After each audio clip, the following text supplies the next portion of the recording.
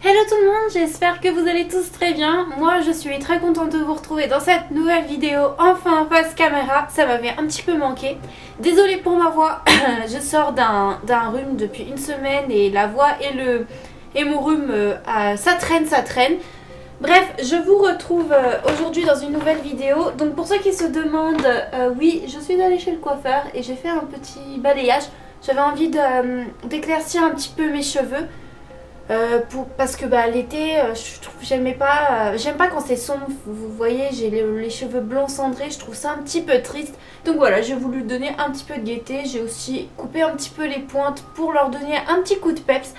Et donc voilà, j'ai fait un petit balayage, je sais pas, c'est plutôt sympa. Je trouve qu'ils se voient assez bien quand j'ai les cheveux lisses, quand ils sont bouclés, par contre un peu moins. Aujourd'hui qu'il y a de la lumière, ça se voit, quand il fait sombre, un peu moins, voilà. Mais du coup, je suis contente, je trouve que ça égaye un petit peu le visage. Dites-moi par commentaire ce que vous en pensez et si vous aussi, vous aimez faire quelques changements au printemps. Sur ce, j'arrête de blablater, ça c'était pour les petites questions, au cas où, dans les commentaires s'il y en aurait eu. Et là, je vais vous parler en fait de mes produits terminés parce que ça fait très longtemps que j'en ai pas fait et bon, je l'ai fini doucement, mais bon, au bout d'un moment, je me dis, il faut quand même que je jette ce sac, parce que j'en ai un peu marre. Donc, il y a des choses qui datent, parce que du coup, ça mettait du temps à se terminer. Donc, il y a des choses qui datent d'il y a avant que je me coupe les cheveux. Je sais plus parler. Avant que je me coupe les cheveux, j'utilisais, je sais pas si vous vous rappelez, mais j'utilisais la levure de bière pour les faire pousser. J'ai coupé mes cheveux, donc au final, ça a servi à rien. Mais bon. Je voulais vous en parler parce que ça fait un moment que je vous parle de cette levure de bière, c'est la Natureland. Elle coûte dans les 13,50 € en parapharmacie. Donc pour plus d'efficacité, on m'avait dit, donc moi j'utilisais que ça fait un mois une boîte. J'utilisais, du coup on m'avait dit que c'était mieux de l'utiliser 3 mois d'affilée. J'ai pas trop vu de différence parce que bon, j'ai coupé mes cheveux mais... Il me semblait que oui, ils avaient quand même poussé, parce que je les avais quand même jusque là. Donc, je pense qu'au bout d'un moment, ça a une certaine efficacité. Moi, je vous dis, j'ai remarqué en fait la différence au moment où on arrête de le prendre. Au moment où on arrête, ça pousse, c'est trop bizarre, j'ai l'impression. Dites-moi dans les commentaires si vous, ça vous fait ça avec les levures de bière que vous testez. On voit beaucoup de différence au niveau des poils. Les poils poussent énormément. Ça, je peux vous le garantir. Et je pense aussi que ça fortifie les cheveux. Je pense qu'en fait, moi j'avais quand même les cheveux un peu plus forts malgré la couleur qui les épuisait. D'ailleurs, c'était pour ça que je les avais coupés. Vous allez me dire, je refais un balayage, mais bon, je me suis dit balayage, ça abîmera un peu moins qu'une couleur, ça c'est sûr. Et puis la démarcation avec la racine sera moins flagrante. Je sais pas si je vais les réutiliser. J'ai envie de tester autre chose parce que ça fait depuis à peu près un an que je réutilise à chaque fois la même. J'ai ma soeur qui utilise un shampoing en ce moment et j'ai envie de voir la différence sur ses cheveux pour voir si un jour je le testerai. C'est un shampoing qu'on trouve sur internet. Si jamais je le teste, je vous en parlerai. Donc voilà, j'avais terminé cela. J'avais décidé de les garder tout ce temps pour vous en parler quand même. Pour vous donner mon avis. Donc voilà, elle n'est pas donnée, c'est 13,50 €. Mais je pense que celles qui sont à 5 € en complément alimentaire, ça marche pas spécialement. Celles-ci en plus elles sont moins dégoûtantes, dégueulasses, j'en avais utilisé une avant qui puait, c'était horrible. Enfin voilà. Toujours pour les cheveux, alors j'ai fini ça. C'est un spray protecteur de chaleur de Elnet L'Oréal Paris. Tout le monde je pense le connaît. Franchement elle était pas mal. Il était bien, le prix abordable. Je pense que je rachèterai. J'ai envie d'en tester d'autres. Là en ce moment je suis en train d'en tester un autre que ma soeur m'avait offert à Noël, qui fait en fait plus d'options que celui-ci. C'est-à-dire que l'autre il protège la chaleur, il nourrit en même temps, il fait les cheveux doux, il les fait brillants et je le trouve encore mieux que celui-ci. J'ai trouvé mieux du coup je pense. Après au niveau du prix, je sais pas combien l'autre coûte, je pense qu'il est beaucoup plus cher que celui-là. Celui-ci, c'est le basique qu'on trouve en grande surface, donc je pense que tout le monde rachète ou quand on sait pas trop vers quoi se tourner, on prend celui-ci. Encore pour les cheveux, donc je vous avais parlé récemment du Rafistoller, donc je l'ai fini. J'utilise maintenant l'autre que j'ai déjà racheté.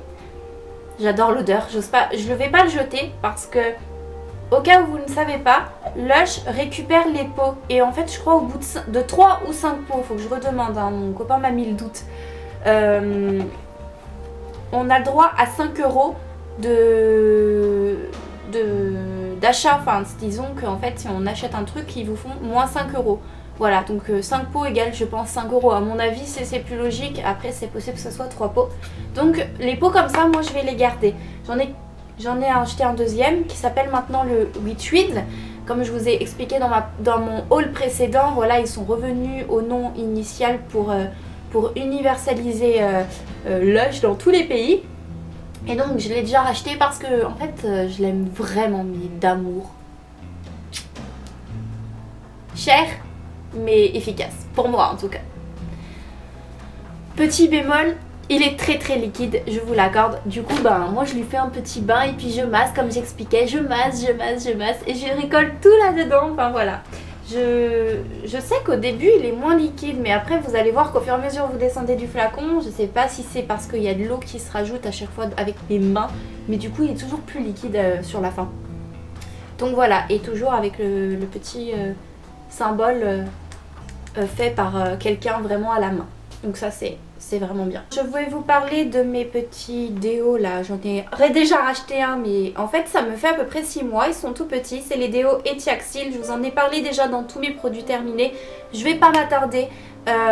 Franchement, si vous avez des questions là-dessus, posez-les moi en commentaire ou allez voir dans mes précédentes vidéos. C'est un détranspirant régulateur de transpiration en fait, qu'on trouve en pharmacie. Si vous voulez des détails sur l'utilisation, n'hésitez pas à me poser en commentaire. En gros, je l'utilise 3 fois par semaine, donc 3 nuits. Je me nettoie les aisselles le matin, donc sur une peau saine, hein, pas rasée, etc. Et en fait, pendant tout le reste de la semaine, après, vous n'avez plus besoin d'utiliser de déo quasiment. Voilà. Donc ça picote un peu. Celui-ci, c'est pour peau normale, parce que peau sensible, il paraît qu'il marche pas. Et il coûte dans les 8 € et quelques. Moi, ça me fait à peu près 5 mois, 6 mois. Voilà. Sachant que parfois j'utilise pas toujours parce que parfois j'utilise 3 jours puis après ça me dure plus d'une semaine. Donc parfois je complète avec un autre déo pour pas trop l'user non plus tout le temps parce que c'est pas donné, puis j'aime bien qu'il me fasse le plus longtemps possible. Mais franchement moi qui ai pas mal de sueur froide etc, je vous raconte ma vie, mais ça m'a un petit peu sauvé la vie. Donc voilà, si vous avez des questions, n'hésitez surtout pas. Toujours en déo, eh bien j'aimerais vous parler de ceci, c'est le Mon Savon. Donc ça c'est les déos tout à fait normaux. C'est le lait d'amande douce, c'est celui que je préfère dans les Mon Savon. J'en ai un autre au coton de lait en ce moment, mais je préfère largement celui-ci. J'ai envie d'en tester d'autres en fait, j'ai envie de tester les déos Dove en ce moment. Je sais pas, j'aime trop leur gel douche et du coup j'avais envie de tester le déo. Donc quand j'aurai fini l'autre Mon Savon, je crois que je vais me tourner vers les Dove. Donc celui-ci, il est pas mal, les Mon Savon sont pas mal. J'arrête tout ce qui est odeur de vanille, etc. ou Ushuaïa qui sentent vraiment pas bon. Enfin, je veux dire, c'est écœurant à force. Ça m'écœure et en plus mélanger la transpiration, évidemment, ça fait une odeur bizarre, vraiment. Voilà, donc celui-ci est à 0 alcool, 0% de parabènes également. Et donc il sent pas mauvais, l'amande, je trouve que c'est un des déos qui se rapproche le plus de l'odeur initiale, voilà. Ensuite j'ai terminé un masque qui est toujours à moitié fermé. C'est un masque de chez Yves Rocher que j'ai vraiment adoré d'utiliser. C'est le Active Sensitive Masque Confort Extrême. Il a fait partie longtemps de ma routine. Maintenant j'en utilise un petit échantillon de Sephora. Mais celui-ci, le matin en fait, vous donne vraiment un teint frais, agréable et vraiment nettoyé, propre. J'ai vraiment adoré l'utiliser, donc vous laissez appliquer 5 minutes le matin et hop, vous rincez. Par exemple moi souvent je le mettais, je me lavais les dents, je laissais poser pendant que je me lavais les dents, puis ensuite je me rinçais le visage et voilà, j'avais la peau super propre et vraiment toute douce à la fin. Vraiment ça aérait la peau et j'ai vraiment apprécié d'utiliser ce produit. Donc celui-ci c'est pour peau sensible. Pour le teint, j'ai terminé le fond de teint Match Perfection de chez Rimmel. Donc je l'ai un peu cassé, mais vous voyez c'est en vert. Donc moi ce que je fais pour racler le fond, c'est que je prends un pinceau fin ou un coton-tige, je raque et puis je mets les restes sur ma peau. Parce que oui, je les utilise à fond. Donc là, vous voyez, je l'ai commencé à le racler. Je vous le présente dans cette vidéo parce que il est fini. Là je vais le jeter dans quelques jours. Voilà, et c'est un fond de teint que j'ai adoré utiliser. Je lui ai trouvé un petit défaut malgré tout. c'est qu'il donne une impression d'avoir froid sur la peau, vous voyez. Je sais pas comment expliquer, ça fait... On a vraiment l'impression d'avoir quelque chose sur la peau. On le sent un petit peu. Voilà, c'est pas comme les... Comme je me suis habituée au fond de teint fluide, un petit peu comme... Enfin, vous voyez, fluide, on sent vraiment rien, ça se confond avec la peau. Celui-ci a un effet humide, un peu mouillé. Voilà, parce que je me suis habituée au fond de teint fluide, mais avant, quand je l'ai utilisé pour la première fois, je le sentais pas. Donc c'est pour vous dire que ça dépend. Après, si vous changez de fond de teint, que vous trouvez mieux, que vous revenez à celui-là, vous vous rendez compte que finalement... Mais bon. Sinon, j'aimais bien parce qu'il me faisait un teint de porcelaine assez joli. Un peu trop rosé parce que j'ai la peau rouge, un peu, j'ai des petites rougeurs. Du coup, souvent, je l'accompagnais de correcteurs, etc. Mais j'ai adoré l'utiliser et en plus, il était pas trop cher. Vraiment très abordable. Toujours pour le teint, j'ai fini ceci. C'est en fait un enluminateur correcteur de chez Maybelline qui coûte entre... Enfin, je crois à 9 € et quelques, on peut le trouver à Carrefour. Et du coup, c'est un système comme ceci. Donc ça, j'aimais pas trop parce qu'il s'est un petit peu... il est parti un peu en lambeaux, l'embout pinceau. Et en fait, vous tournez comme ceci. C'est un peu le même principe que l'anti-cerne de chez Maybelline. Souvent, ils font ça. Et au bout d'un moment, enfin, je sais pas si on perd un peu de produit là-dedans quand même. J'en sais rien du tout. Mais en fait j'ai adoré l'utiliser ici en fait à ce niveau là. Et il me faisait en fait highlighter en même temps enluminateur. Du coup quand j'utilisais mon highlighter par dessus, ça faisait... Waouh, ça faisait... Ça brillait, j'aimais trop en fait. Là j'en ai utilisé un autre mais je pense que j'ai envie d'en tester d'autres. Mais celui-ci c'est un que je... Si je trouve pas d'autres encore mieux que celui-ci, je le rachèterai parce qu'il est bien. Il est bien, il m'a fait un petit moment parce que bon, on n'utilise pas 3 tonnes non plus. Et je l'utilisais un petit peu sous les yeux. Il est plus, pas considéré comme un anti-cerne, mais plus comme highlighter. Mais si vous cherchez à illuminer cette zone-ci, en fait, vers vos cernes, etc., ça renvoie la lumière et du coup, on focalise pas sur vos cernes, vous voyez. Vous voyez ? Ouais, voilà. Du coup, je m'éclate à faire des petites références au Spark sans le vouloir. Mais j'espère que vous m'avez comprise. J'ai terminé... voilà. Bon, je vous en avais parlé. Hein. C'était dans ma revue ELF, le truc se barrait. Mais je l'ai fini. Enfin, il en reste mais un tout petit peu et il a tout séché. Alors bon, j'en ai acheté un autre. Beige plus clair.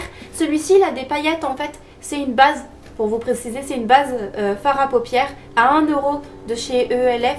Et bon, voilà, pour le prix, je vais pas me plaindre, je l'ai fini. Il a très bien fait son job, il a un peu séché sur la fin parce qu'il n'y en avait plus beaucoup. Mais il est très très bien, j'en ai déjà un autre beige, comme ça, je suis tranquille. Pour les gens qui ont des petits budgets, parce que les bases, je trouve que c'est abusé. Les prix des bases, des fards à paupières, c'est cher quoi. Enfin, je trouve ça trop cher pour ça. Enfin, oui, ok, on peut mettre le prix pour que ça fasse tenir nos fards, mais bon, c'est pas le truc que vous voyez à la fin. À la fin, on a notre fard à paupières et c'est bon, on le voit pas, hein. Donc, faut pas abuser sur les prix non plus. Enfin, je sais pas, on paye 20 € la base chez Too Faced, 7 € chez Kiko, enfin, je sais même pas plus. Enfin, je trouve ça un peu cher. Dites-moi si vous aussi vous pensez que c'est cher. Je passe aux eyeliners. Donc j'en ai deux à vous parler, à vous présenter. Donc j'ai le eyeliner de chez Bourjois qui est celui-ci que je ne reprendrai pas parce que bon, il a rien d'exceptionnel. Je veux dire, il était bien, hein, mais bon, pas water. Ils disent pas qu'il est waterproof celle-là. Très longue tenue, mais bon, je trouve pas très longue tenue tant que ça. Voilà. Après, j'en ai par exemple trouvé un chez Kiko qui coûte 7 €. Je l'ai eu pour 3,50 € pendant les soldes. Celui-ci, du coup, je l'ai eu plus cher et il était finalement moins bien. Donc, voilà. Les feutres eyeliner, c'est très pratique. Mais ça peut parfois pas bien tenir comme on veut. Ou alors sécher très rapidement. Voilà, ça dépend ce que l'on cherche. J'adore les feutres parce que pour l'appliquer, moi, je trouve que c'est le plus facile. Mais c'est un petit peu difficile de trouver l'eyeliner feutre parfait pour moi. Voilà, donc celui-ci c'était l'eyeliner de chez Bourjois, très haute tenue. Je vous parle de celui de chez Yves Rocher. C'est un eyeliner, c'est l'eyeliner le moins cher je crois, le plus simple qu'ils puissent avoir chez Yves Rocher. Donc c'est sous forme de petits pinceaux comme ceci. Alors, si vous voulez commencer par un eyeliner, je pourrais vous dire qu'il n'est pas cher, mais je pourrais aussi vous dire qu'il n'est pas facile d'application. Comme tous les eyeliners pinceaux. Mais je le reprendrai pas parce qu'en fait, il a vite séché. Bon là il m'en reste encore, hein, mais... Enfin il sèche pas trop vite, mais je veux dire du coup, c'est super dur d'appliquer. Je sais pas, la matière et la texture, elle est super difficile. Et puis ensuite, il part. Il tient pas spécialement. Après, si vous cherchez à faire un petit trait vraiment discret, il fera l'affaire. Mais si vous voulez faire un trait un peu plus épais, pour vraiment faire un cat-eye, je vous conseille pas celui-ci. Vraiment pas. Après, prix je crois dans les 4 €. Ça va. Ensuite on va parler vernis. Alors j'ai fini le vernis transparent de chez Claire's que je ne reprendrai pas parce que... Non, c'est un vernis basse-côte. Il est pas mal, hein. Il est pas mal, mais en fait j'ai pas pu vraiment le finir. Il en reste, je sais pas si vous arrivez à voir, mais il en reste et inutilisable quoi. Collant, il a séché trop vite, j'ai pas pu le finir. Donc non, je reprends pas ça.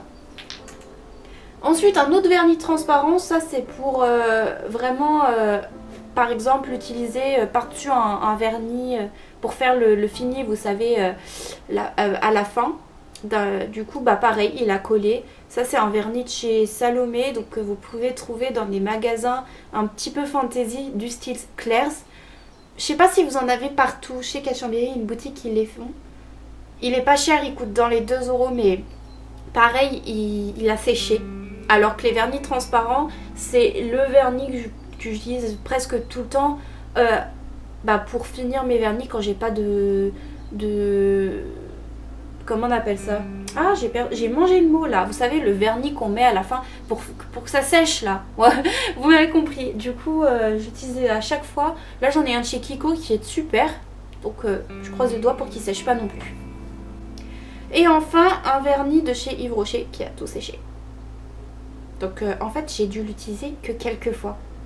Là, je crois, quand je l'avais acheté. C'est un vernis, vous voyez, qui se craquelle, donc qui est très très joli en fait. Qui fait un peu un effet serpent, c'était la mode l'année dernière. Je l'ai retrouvé séché comme ça. Donc en fait, c'est-à-dire que j'ai utilisé l'été dernier. Et du coup, je peux pas le réutiliser cette année. Je sais pas vous, mais les vernis, vous les utilisez peut-être pas en un an non plus. On les utilise dans le long terme. Moi, j'ai plein de vernis de chez Kiko ou de chez Essie. Ou d'autres que j'utilise là, que j'ai pu l'année dernière, que j'utilise encore maintenant, qui ne sèchent pas. Vous achetez ça, vous avez envie quand même qu'il vous fasse au moins 2 ans. Et là, j'ai dû l'utiliser 1 mois en été, quoi. Voilà.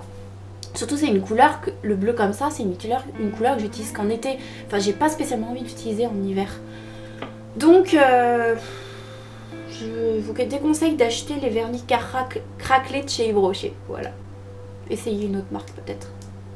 Là je leur fais pas de la bonne pub, je suis désolée, mais il y a des bons trucs, mais il y a des trucs quand je suis pas contente, je le dis. Voilà, j'ai fini. En tout cas, j'espère que cette vidéo vous a plu, vous a aidé à vous orienter. Est-ce que vous aussi vous avez fait des découvertes super, ou alors des produits que vous n'avez pas aimé? Dites-moi en commentaire. Est-ce que vous avez aussi testé les produits que je vous ai présentés, ou un des produits? On sait jamais, c'est possible, hein. Y a des produits qui sont accessibles à tous. Voilà, j'ai essayé de faire pas trop long, même si je vois que j'ai encore bien parlé. Je vous fais d'énormes bisous, je vous dis à très très bientôt. N'hésitez pas à liker la vidéo et surtout à vous abonner juste ici. Ciao!